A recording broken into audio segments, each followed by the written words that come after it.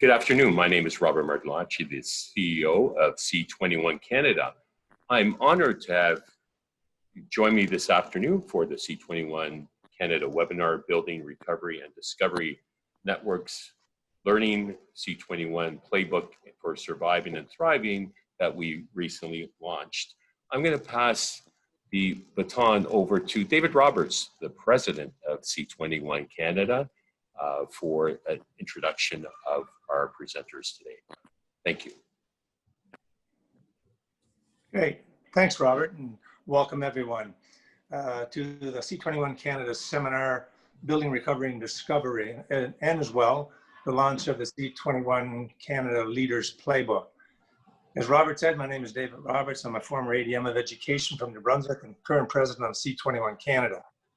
I'm also delighted and very pleased to welcome 4 panelists to this webinar for the afternoon, who are all members of the CEO Academy.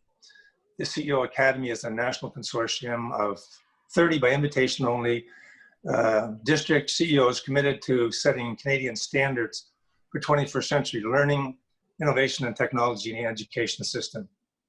This facilitated network of collaborative inquiry has led to a shared culture of transformative leadership locally, nationally, and internationally. Our panel members are, we have on the West Coast, we have Chris Kennedy from West Vancouver School District. Chris is one of our founding members of the CEO Academy. On the East Coast, we have Elwyn LaRue, who's from the Halifax Regional Center for Education in Nova Scotia, as well, one of our founding members. We have Gwen Keith from Holy Family Roman Catholic School Division in Saskatchewan, who has been a member for the last couple of years, and we have a brand new member to the CEO Academy. We're delighted to have him on board. His name is Tom D'Amico from the Ottawa Catholic School Board, who recently replaced one of our senior members, Denise Andre. So just by way of format moving forward, in terms of some guidelines, we're scheduled for 1 hour in total. Please mute your mic when you're not speaking. As well, using the C21 Canada Leaders Playbook as a backdrop with the six themes of relationships and communication, pedagogy, 7 C's, collaborative teams and networks, pandemic infrastructure, and strategic plans.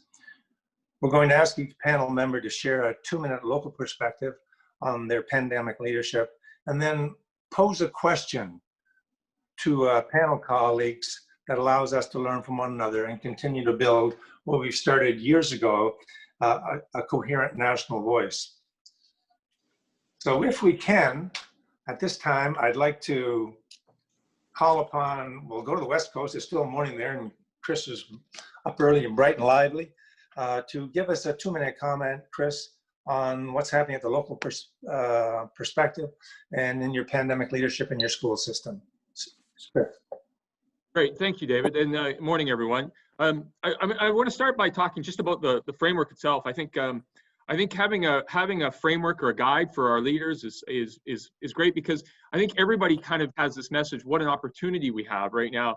But in terms of like getting down to tangible, I think that's what's so important right now. And what I love about the playbook is it begins to get us there. And so I want to just take my 2 minutes and pick on a couple of the topics. And so I want to start with that idea around communication.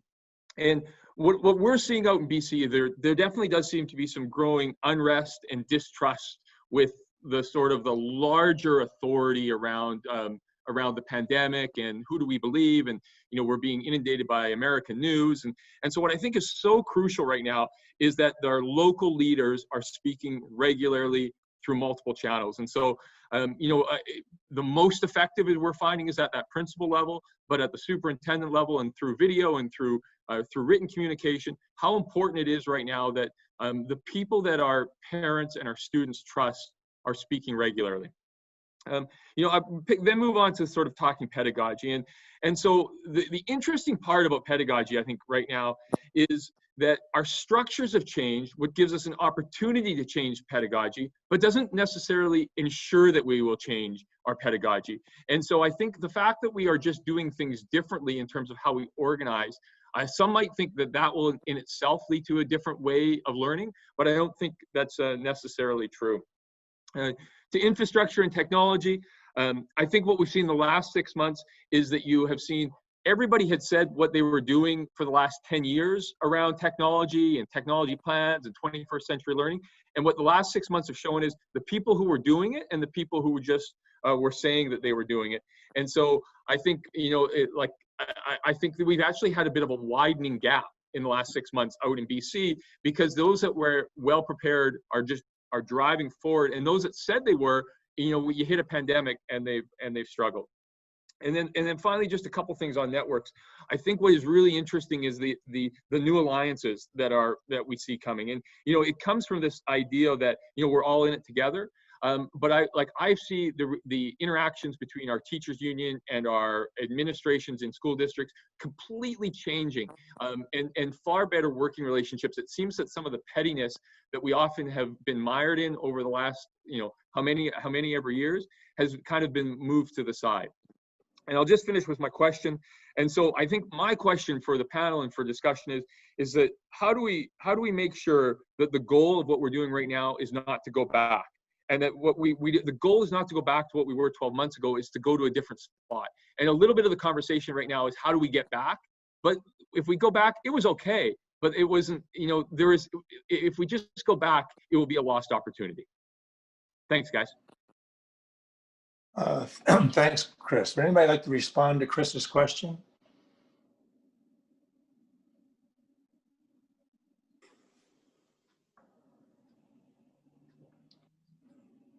So David, Elwin here. I can certainly appreciate the question and talk about it for a little bit.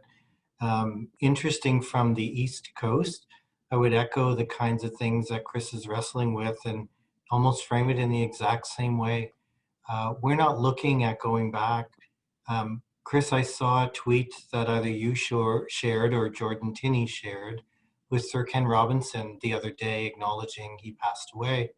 And every time I watched one of his videos, he always had that essence of the factory model of school, and that we process kids in batches. And the most important thing is not the year they were hatched. And when I think about your question, I think about trying to make sure we respect what his ideas were about how do we challenge and get to the school and the education that we actually want. So, I'm spending a lot of time puzzling through with people, where is the creativity? How do we make sure that people actually know we trust them to be creative, and we have strategies to harness that creativity and support people thinking that way? So I love your question, just thinking about that. We too want to figure out what's great in the ideas that are emerging and the shift that's happening in public education. Great.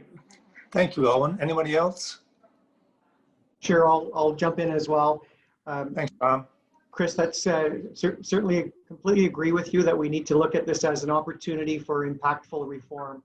One of the things we did in our blueprint for our staff is we've come right out and said that in the plan, to say this is a real opportunity for staff, and we want to make sure that we're creating more engaging classes. We're centering around our students' lives, which had to happen when we had school closures. The check-in, looking at the equity and the whole area of their social emotional well-being.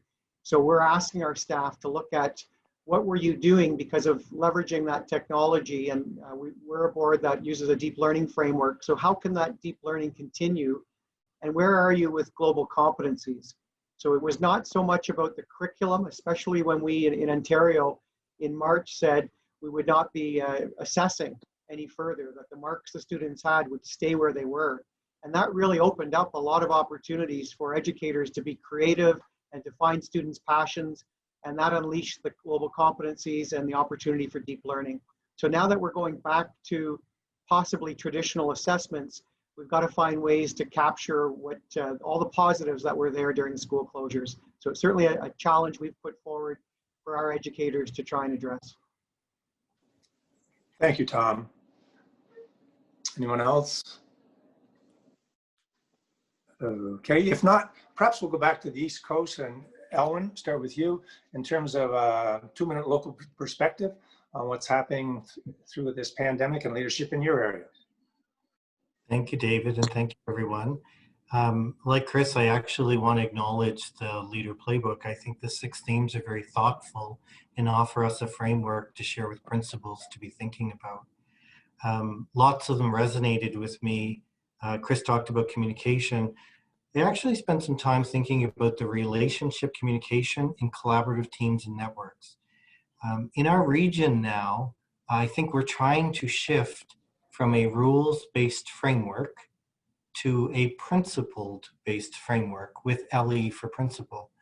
So we recognize we want to be very strict with public health guidelines, but beyond that, we want to make sure that our leaders are able to shift during very different times.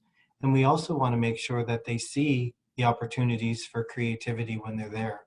So one of the things we're working on a lot is trying to knit those two together and support people to be thinking about a principle-based framework. So instead of us sending out lists or compliance or rules, trying to instead offer our shared health depends on our shared action. And how do we then help our community, our families, our students come to school with that call to action that this is a pandemic. Our shared health depends on our shared action. Instead of, again, strict with public health, but within that, there's also a lot of ability for schools to be doing things that are different. And we have some schools who are thinking about, if I'm holding to the principle of fewer interactions, can I then reschedule my school because we didn't like the way we were doing it before? And in this frame, we have fewer interactions by design. So we're trying to shift from actually principals specifically, looking for the right answer to how do I get the framework and think through together with approaches. Again, absolutely compliant when compliance is necessary with public health, but beyond that, we're in a pandemic. We don't have a manual to offer on every single item. And we do know our greatest asset is our ability to think together, especially at school level. So today I had a think with some principals, and they wanted to come in and think about lunch because it's one of the, I'll say, level 3 problems they're wrestling with. And one of the principals said in the meeting, we've seen some video from the US and social media that shows what we don't want to see happen in our hallways. And it basically shows lots of kids in hallway like it used to be. So the question for the group is thinking about wanting students to have that intrinsic motivation of why we don't want that to happen. Moving away from, well, it's a supervision issue and we need lots more people to supervise and manage. Do you have any promising things you're thinking about or principals working on to help with the why, to help students know our shared health depends on our shared action? Never before have we been in this so much together, so that their participant, community is participant in making sure we're all successful through this. Thanks, Elwin. Panel members, would someone like to respond to Elwin's question? Yeah, I'll start, and I'm sure others will join. I know BC is not the only province that's kind of adopted this cohort model for kids, and which is a real shift in thinking, I think, from where we were in the spring. Where we're now saying that in smaller groups we can there may not be physical distancing. We're trying to limit physical contact, and at least so far it feels as though this idea of cohorts makes there that collective responsibility feeling, and so as those cohorts kind of feel not like learning groups or learning teams, we're in it together, that if one of us is sick, they have to stay home because that affects the rest of us.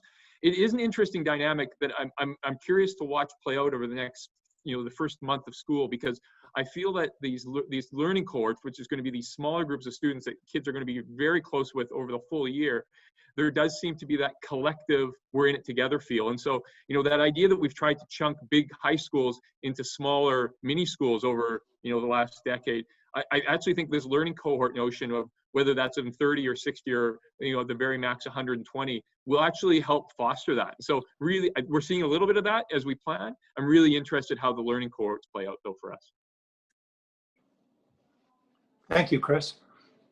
Others? We have the same cohorts, the idea of those groups, and I think collective norms, collective trust, collective problem solving. It's really exciting to look at innovation here, because once people understand how this pandemic spreads, once they understand how it spreads, they have a common sense around what protocols and processes they should use. So the exciting part is to give our groups core knowledge and key pathways and help them problem solve. I was talking to the ministry the other day and said, you know, you could get 100 questions just on how we're supposed to process reading. And you want to try and answer all of that? It's not going to happen that way. We have to enable these small groups to be able to work and problem solve together. And so the rule-based doesn't work. It must be principled and must involve the innovation at the local level. So I'm very excited about the focus that Elwin is speaking about, and think it absolutely is the way to move forward. We have to have everybody moving that flywheel around, not just a few at the top. It's never going to work until everybody does it, and does it in their local context. Thank you. Thanks, Gwen. Other comments? Elwin, we've had the identical discussions the last 2 days here in Ontario that you're having in the East Coast. And it really is a mind shift to move away from supervision and schools in a vacuum to us looking at those same students, whether it's the weekend or it's a day they may not be at school. You have the same issues, they're just out of sight. So we shouldn't be treating it as out of sight is not our collective concern. Our strength is education. So our job is to educate the students, to have that student agency, to keep themselves safe and for them to understand the why, so they don't end up putting at risk their family members, whether it's a parent or a grandparent, excuse me. So those are all really important factors, and we've really had to get away from that. It's not really a supervision issue, it's an education issue, and that's where our expertise is, and that's what we need to focus on. So we've had all kinds of discussions the last 2 days about high school lunch routines and separating cohorts, etc. So it's still ongoing.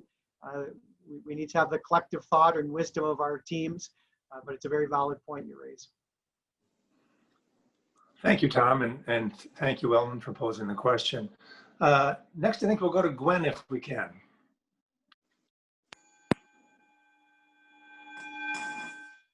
I could let that continue. That whole focus of the framework that has been laid out for us, I think, is exceptionally fine. The relationships, first of all, that are outlined here, first of all, a relationship with yourself. And so for us in Catholic schools, we started out with our theme for this year, which is Living Mercy. And to be able to understand what is the tone that we are putting forward as we're dealing with this multitude of management areas. What's the tone feel like when somebody doesn't have their mask on right, or they forgot this, or they didn't do that right? So for us in relationships, first of all, the tone of calm as we as leaders move forward in this area is critical. And to take the time to breathe ourselves and have that self-care. We in Holy Family in the relationship area created significant branding. We ran toward the pandemic, not around it or be away from it, through branding around working safely, teaching safely, and learning safely.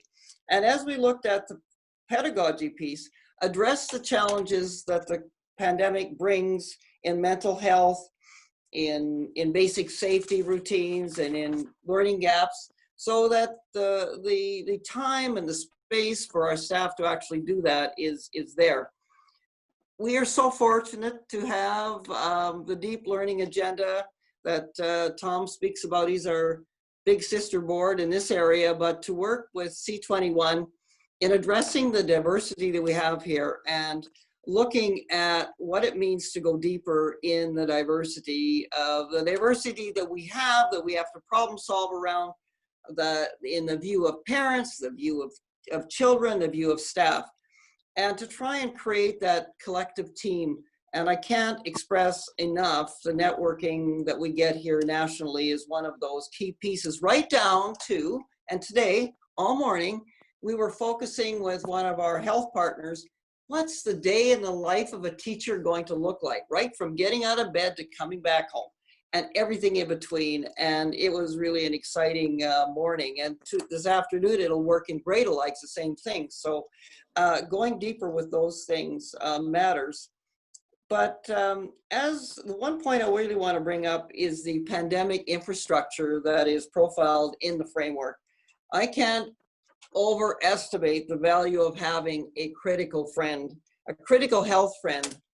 We're educators, we do education. We didn't sign up for health the way we're expected to be signing up for this. And so to be able to have pathways from health is, I think, critically an important one to have. And we're very gifted to have a consulting firm that we're working with, Signet Consulting, to work with us right alongside so that we are there to be able to deal with those hard questions in a calm way.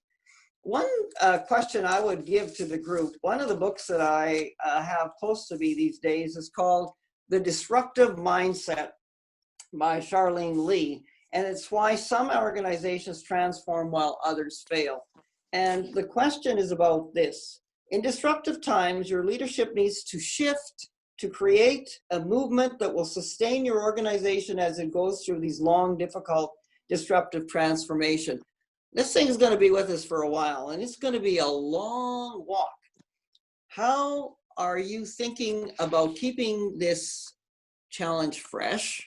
How are you reducing COVID fatigue is my question. Thank you, Gwen. I'll throw that out to our panelists. We might already have enough fatigue ourselves, but that's not the point. There you go. Someone like to respond to Gwen?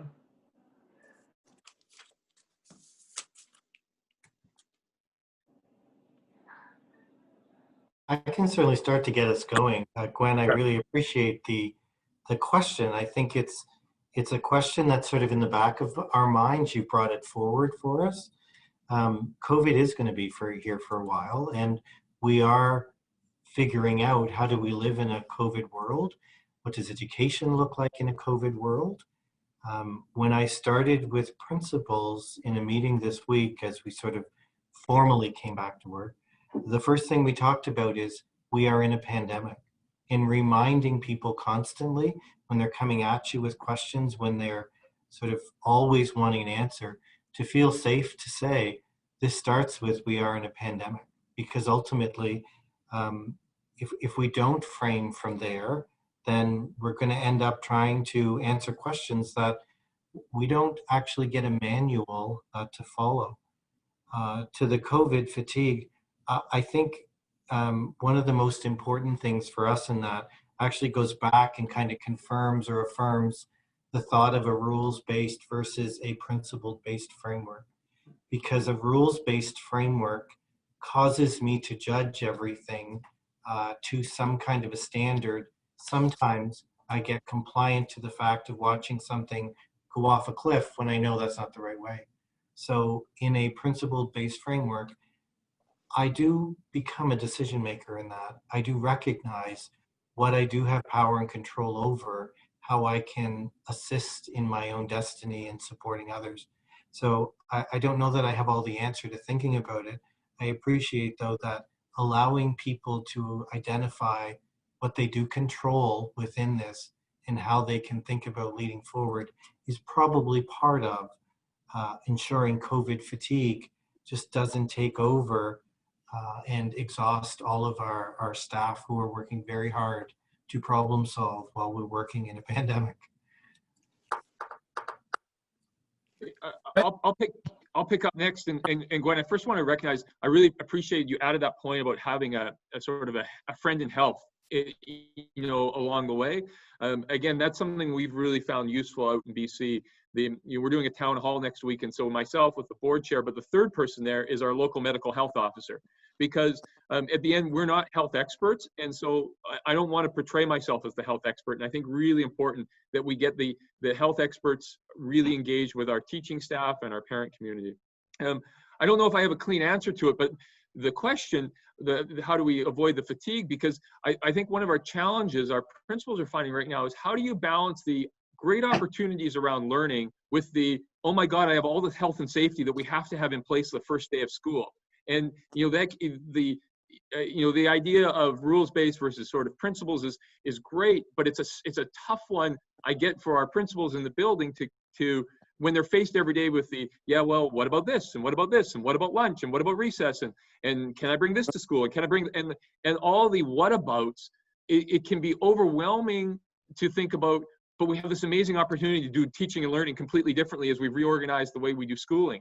And so it is that continuing trying, I think, to calm and reassure around the health and safety, and also help people see the bigger purpose. Like there is a bigger opportunity here right now. The goal of back to school in fall isn't the health and safety. The reason we're doing the health and safety is because we're trying to do something greater and bigger than that. But and I think we all fall into it. It is hard not to get sucked into the weeds of the million health and safety questions that we're dealing with. Thanks, Chris. So I'll jump on that as well, Gwen, in terms of, it's a great question. And for me, it goes back to Simon Sinek's work and the why. So looking at why we're doing this, and it addresses Chris's comment as well, that we're going to have all kinds of technical areas we have to address, but we want to get to the adaptive at some point. We welcomed 150 new educators yesterday, and one of the things when we were addressing them, I said, you're going to have people approaching you saying, isn't this terrible? You're starting your teaching career during a pandemic. And they really have three ways of approaching it. Some of them will say, yes, it really is awful. I can't believe just my luck. I'm finally got hired and it's a pandemic. That's one group. Another group will say, it is what it is. It's out of my control, and they'll deal with it. But it's a third group, the ones that are going to have the impact. And the third group are the ones that will reflect on it and say, our students need us now more than ever. And that's my why. So I'm going to make it work during the pandemic because they need me. And I'm going to provide that structure that will give them that mental health and well-being every day. So for me, the answer to your question is always going back to your why during a crisis. Great. Thank you, Tom, and thank you, Gwen. Tom will come to you next for your commentary on what's happening in your system and the question. Sure, and I'll focus as well on the 6 key areas of the C21 Playbook.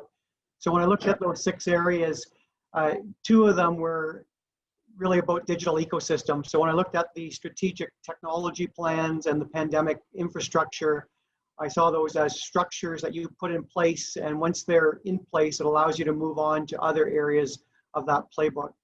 So then I looked at the remaining 4, and 2 of them are deliverables. So the 2 deliverables are the pedagogy and your 7 C's, the competencies.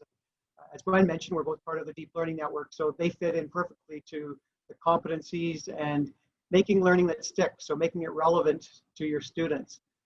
So that left me with the last 2, and I think that's where, as leaders in a system, that's what we have to drive. So what we can drive is the relationships and communications and those collaborative teams and networks, because you'll have your ecosystem in place, you know your deliverables, and it's that drive that's going to get you there. So when I look at communications and relationships, the need to over-communicate, but also the need to adjust to our audience. So I can stay on Twitter, but that's only going to get at our staff. If I want to get at parents, I need to be on Facebook, Instagram. And if I want to get to our students, we need to use our student leaders to get the message out, and whether that's YouTube or TikTok or Instagram as well. So we have to know those new mediums, and they all need over communication, but different networks. And we've heard a lot today on today's discussion about the networks, the importance of the collaborative teams and networks. There's just too much during a pandemic for any one leader or one principal to do it all. And they need to give up that control to their teams and look at where that team and support is coming from. So C21 is one of those networks where we're getting a cross-Canada perspective. We've heard about our health units as being another part of those networks. our trustees associations and that governance piece, we can't ignore that, and we can't ignore our unions. They're important players that will impact whatever we're doing.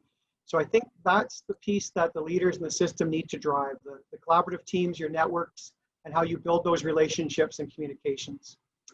So I'll throw out a question based on that focus of communication for the three parts of the province, or sorry, three parts of the country. What's been your most important lesson in terms of your district communication that you're able to do now in the year 2020 that you couldn't have done 5 years ago? Thank you, Tom.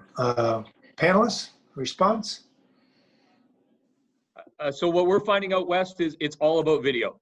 You know, the letter from the superintendent doesn't do it anymore. I think the most effective superintendents out in BC, the video goes out via email, but then it gets picked up on every social media channel and gets shared around, and just the number of views and sort of that, and it's just that reassuring, you know, it feels more reassuring than the letter. It is I'm looking, this person's looking me in the eye and he's telling me it's going to be okay and here's the plan. And so I think, you know, the superintendents, I don't remember ever seeing sort of videos ever happen. And now I think almost every superintendent has used it to varying degrees as the regular primary form of communication because it's so easily shareable upon many platforms. Thanks, Chris. Comments?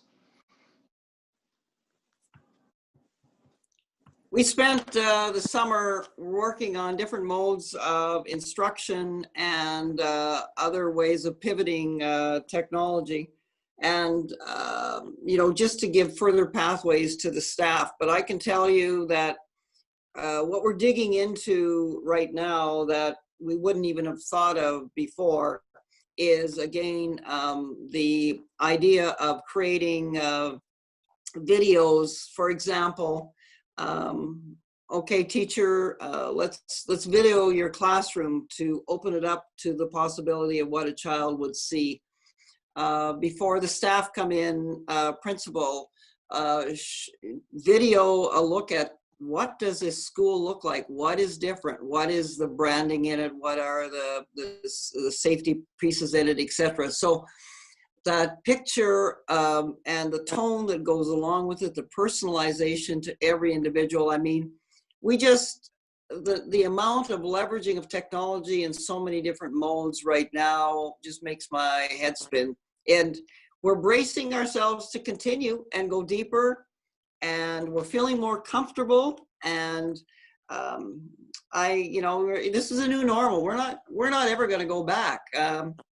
I just look at, as a Catholic school division, how we've been able to broadcast masses and tightly connect our people in ways that we've never done before.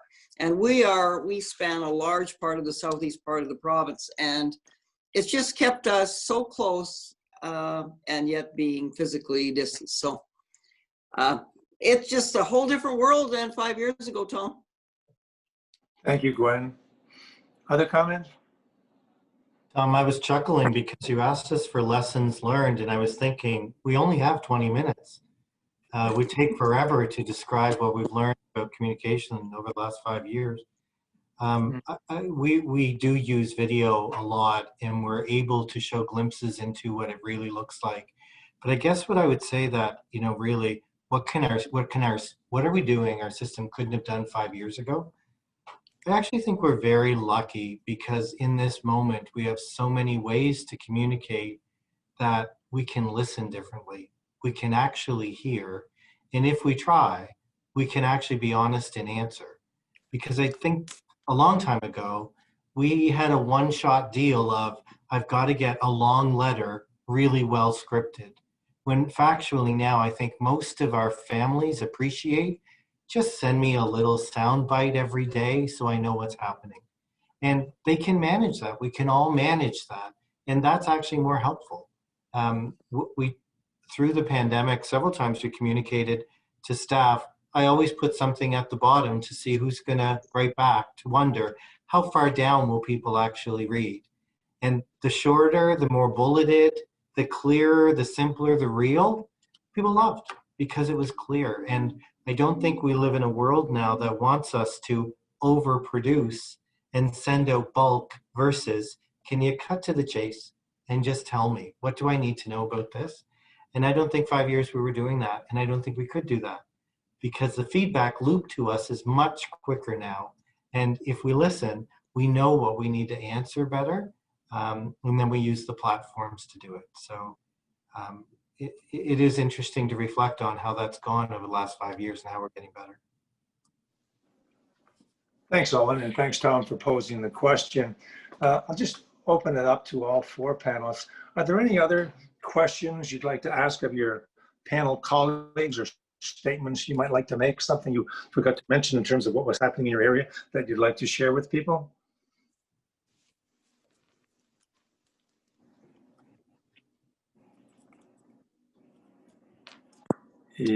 I'll offer one thing, Dave, to get this started. Is just thinking about how different we are as we were sharing stories. Nova Scotia right now, when it comes to communication or other things, we are 8 entities that work together provincially. So we do not have trustees or governing boards. We work differently in that regard.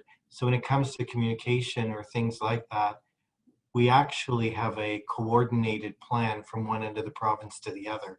And that provides a different kind of framework so people can get reference points about what's actually happening.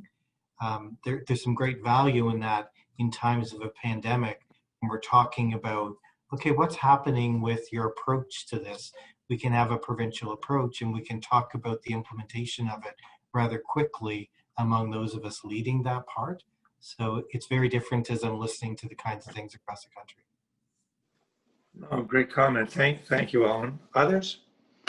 Well, in Saskatchewan, I mean, clearly, like you, we are under a civil emergency. And so there's a whole pile of new governing lines that we're dealing with. And so it's taken a while to figure out the different roles of all of these different groups and how they impact. Never in my history have I ever seen, the ministry mandate, school plans to be posted on a certain day and a certain time. So, I mean, the way we manage things as CEOs and boards are a little bit different for sure. And so it's how to, keep our people safe and feeling like they're doing what they need to be doing and don't get surprised. It has different challenges. And so that's one dynamic that I find as we're journeying through this pandemic is the different governors. All right, thank you, Gwen. Others? So I'd be curious for my colleagues just on how their jobs are different now. I'm finding my job feels different, and I'm not sure if it's going to go back to an old way or if it's going to stay in this new way. That in terms of how I spend my days, and so much of this around the communication and messaging is so important. Probably doing more of that than ever. So I'm curious from my 3 colleagues if there is something about their jobs that seem really different than they did 12 months ago. Thanks, Chris. Panelists? I have this compelling need to keep people safe.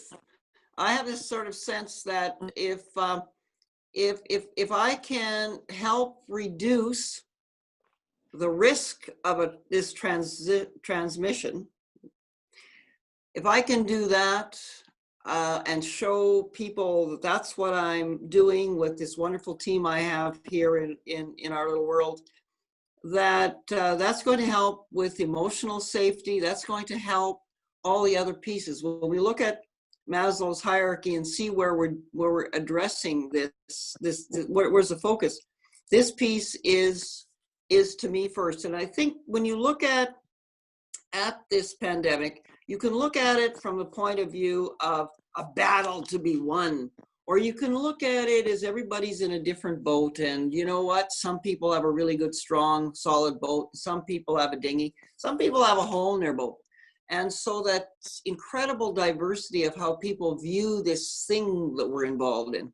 Or you can look at it as an environmental thing where, you know what? just like my husband would say, you know, some years all the gophers die. And this thing of nature that's going to tell us when to stop.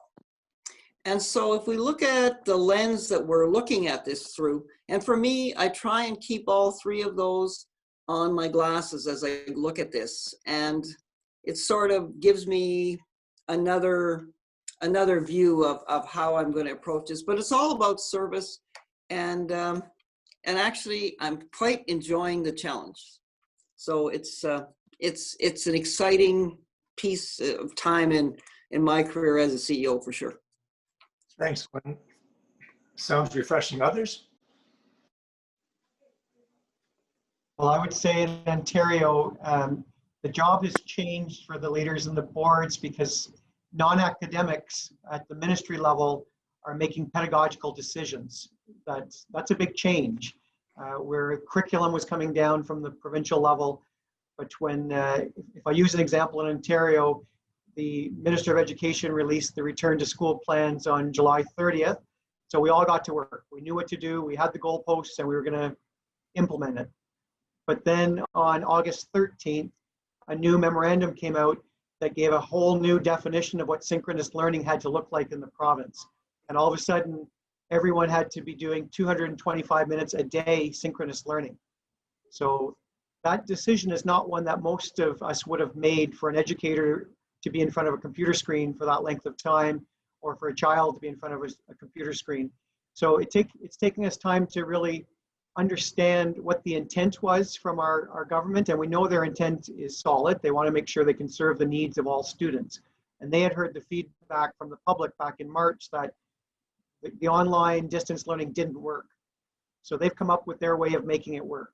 And now we're trying to implement it, as opposed to the other way around. In the past, we would have been told, you need to have a virtual academy for your school board, and we would have figured out the way to make it work. So that's a big change, Chris, for what we're trying to do in Ontario. And it really has put a bit of a spin in the last 2 weeks for 72 school boards who have had to try and reinvent distance learning. One example for our board, where we did not have any virtual programming, real programming going, in the last 2 weeks, we have 11,000 families now signed up for distance learning. So we have to create two 5,500 schools, one for elementary and one for high school, in 2 weeks' time before we open.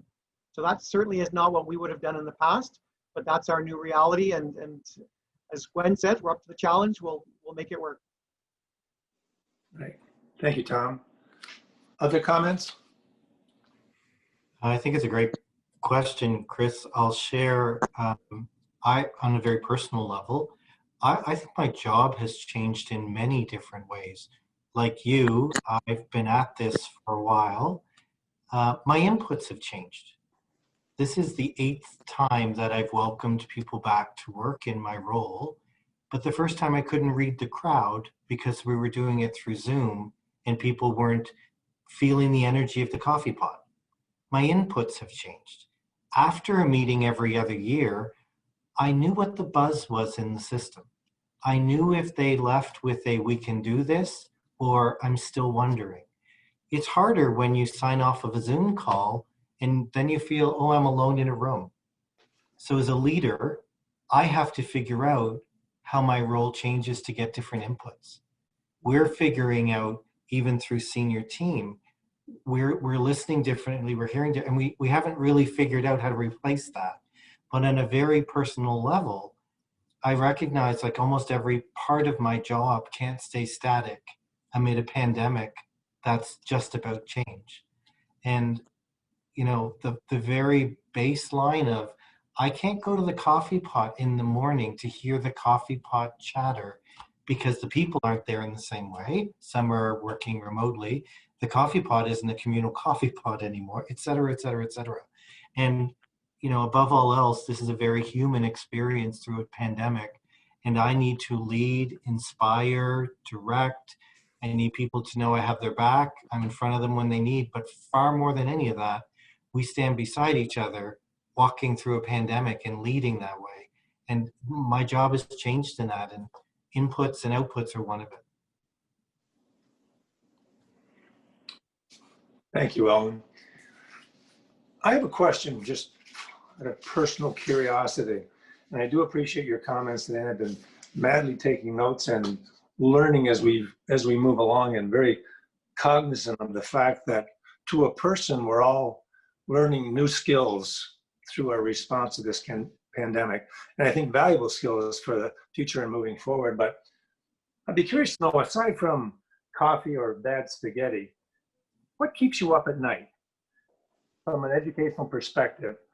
What is it you can't do, but if you could, would change the progress moving forward? So what is it that keeps you up at night if only we could?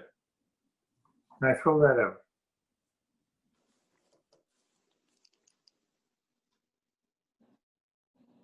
So I'm anxious about all the people who are anxious right now. Like I've been coming into work and school every day since March, and you know, in the first few days, there was some anxiety about about routines and that, and then it just sort of becomes, it is what it is, right? In the normal.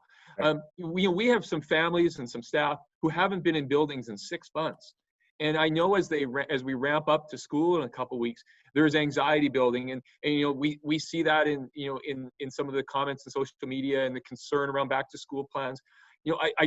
I wish we could, we could just sort of calm it. And in some ways, like if we could just get fast forward to September 20th or September 25th, and so we could live in it. But I think this sort of, I wish I could have people. I feel like some people are spiraling as we head towards the start. If some way I could just have them calm and experience it, and then let's look where we are a month from now and go, okay, so what now what next? Maybe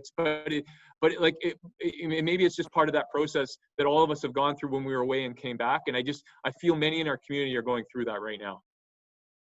All right, thank you, Chris. Other comments on what keeps you up at night? My head explodes with the diversity of the people that I serve. It's so diverse. It's so extreme. And to find common ground, it's an exciting complexity, but it's a huge calling. And, I try not to overthink it, but we're not going to meet everybody's needs in this area of anxiety and concern.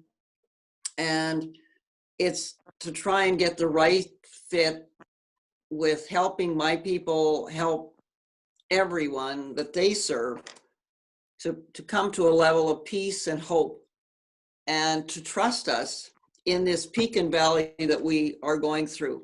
It's going to be peaks and valleys, and the grit to be able to go up and down those hills over the year is, how do you do the walk? How do you keep the walk? I can do the walk, but it's not about me at all. It's about helping others get the job done. And so it's trying to find how to keep things fresh and hope-filled. I'm always looking for new solutions there. That's what keeps me up at night. Great. Thank you, Gwen. Other comment? I'll agree with both Gwen and Chris. Gwen said earlier the weight of this keeps us up at night, and that's very true. The weight of a pandemic and leading through that, I think is heavy. What I recognize is every single person on our team wants to help. They might be anxious or fearful, totally human response to a pandemic. What our principals want is to make sure they don't make a mistake, because all of us wonder about a mistake in a pandemic. And what keeps me up is trying to make sure that our leaders feel well supported and knowing we are going to have those peaks and valleys. It's not all going to go perfectly well, and trying to make sure that they feel strong enough so that they can get through opening. We have people who are asking questions. Where are the snowsuits going to go? That's a question for December, January. And it isn't because they're trying to be difficult. It's because they're trying to be diligent. That's why they're in the job they're in. They're great at that. But they're holding themselves to the standard of, I need every answer today, instead of saying, I have wobbly knees. I'm a day one. That'll get better by day 3, because we watch it in everyone who comes back to work. So supporting people to actually feel confident enough to make it through day 1 and day 2 and day 3. That keeps me up at night. David, nothing keeps me up at night, but it's because I'm exhausted by the time I get home. There you go. I would say what's concerning to me is we're all part of public education, and there's an equity piece that is not necessarily addressed in public education during a pandemic. So when we look at distance learning in Ontario, what we're seeing is many families getting together to put together learning pods where they're hiring tutors to come in to meet with small groups of kids when they're doing distance learning. And I know in our district, there's many families and single parents that there's no way they can be part of a learning pod, and they're not going to have someone at home, so they can't do the distance learning. So there is inequities, and although we can try and address the inequities by providing Chromebooks and internet sticks to families, it doesn't help when you look at the haves and the have-nots. And my concern is that social mobility is going to be pushed back even further. So that's something that I'm concerned about, of how do we address it. And that is an adaptive problem, not for today, but maybe as we get closer into solving the snowsuit issues, we can get into those type of big challenges as well. Yes, no question. Thank you, Tom. And thank you all for your thoughtful comments today. We've obviously all learned a great deal through this process, and I think we've grown substantially. I believe we are different people today than we were this time last year, and I guess rightfully so. Many years ago, we coined a term called the Noaa Principle, and that was job was to be able to build arcs and not to predict rain. And I think we're all building those kind of arcs, and maybe different shapes and forms, but nonetheless, they're sort of spiriting people to safety, to a new educational experience, to something that will even exceed the past educational experience. I've harkened back to your comments today, and what I have learned as well is through this pandemic and the use of technologies, I now realize I no longer write on paper anymore. As I'm madly scribbling notes, I realize most of it is unreadable. But what I did take away from today is a number of things. First of all, the growth of all of you folks individually. Gwen, one of the comments you made, I think it's absolutely key. And if we keep our eye on what's going on south of the border, we'll know what to avoid. But you talked about the tone we're putting forward and how we put that tone forward. And I think that's absolutely key. Tom, you mentioned what we're learning with new mediums. I mean, the word Zoom just meant go fast to me 6 months ago. Now without it, I'm not sure how we could conduct day-to-day business. Elwin, to your point about listening differently, and respectfully, I think, because I find now there's much more, I guess, decorum and courtesy when it comes to being on a conference call, cognizant of the fact that others are involved and in front of you, and time is limited, and we're trying to get everybody an opportunity for a statement. So I think we've learned some very positive etiquette skills, if you will. Chris, your comment about not going back is absolutely key. What some people have tried to do across this country and throughout the world is build something that's temporary.